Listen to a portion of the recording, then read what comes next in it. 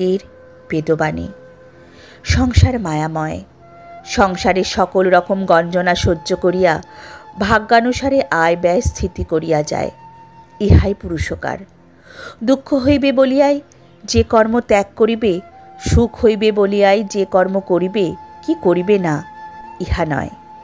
পিতা মাতা ভাই ভগ্নী খুড়া জ্যাঠা মাসি পিসি বাড়ি ঘর গ্রামবাসী দেশবাসী আত্মীয় বন্ধু বান্ধব শত্রু মিত্র সৎ অসৎ সঙ্গ সকল ঋণগত কর্মফল, ইহা সকলই ভাগ্যক্রমে প্রাপ্ত হয়। ইহাদের মধ্যে কাহারও কোনো দোষ নাই।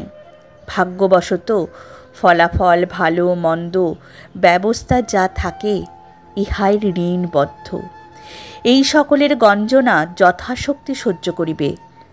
যাহার যে প্রাপ্ত অংশ আছে তাহারা যে যেভাবে আদায় করিতে পারে সেই আদায়ের চেষ্টা করে।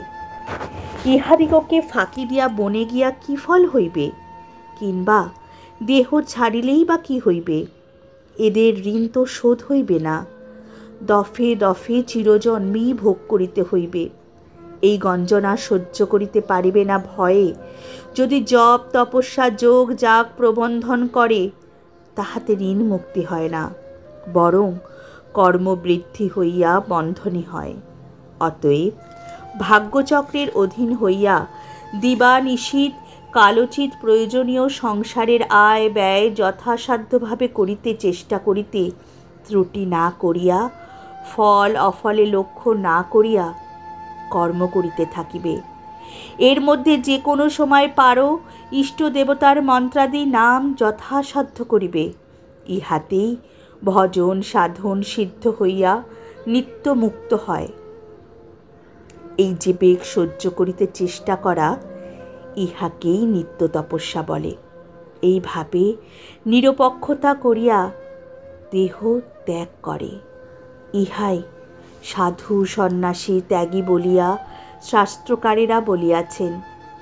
সর্বশক্তিমান ভগবান সকলই সহ্য করিতে পারেন বলিয়ায় এবং কাহাকেও কোনরূপ উপেক্ষা করে না, বিরক্তও হন না বলিয়া লোকে ভগবান বলে। তাহার ভক্ত তাহার কাছ হইতে শক্তি আহরণ এইভাবেই করে।